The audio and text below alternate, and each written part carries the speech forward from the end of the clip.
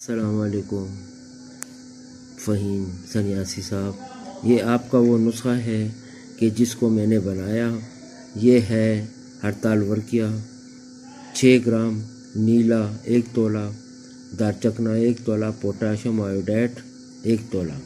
इसको मैंने एक शेर की आग दी और ये देखो याकूती कलर का है, इसमें कोई शक नहीं। अगर किसी व्यूअर किसी को भी शक हो तो वो मुझसे रब्ता कर सकते हैं।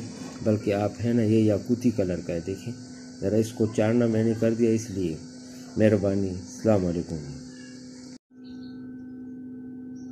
ये देखें हकीम फ़हीम साहब, ये पीस निकला है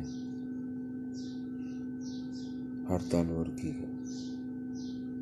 ये नीले, दारचकना और आयोडीन का है, पोटाशियम आयोडेट का है। और ये अंदर से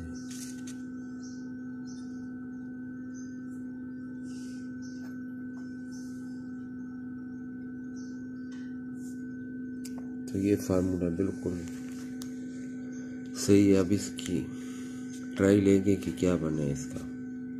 अस्सलाम वालेकुम।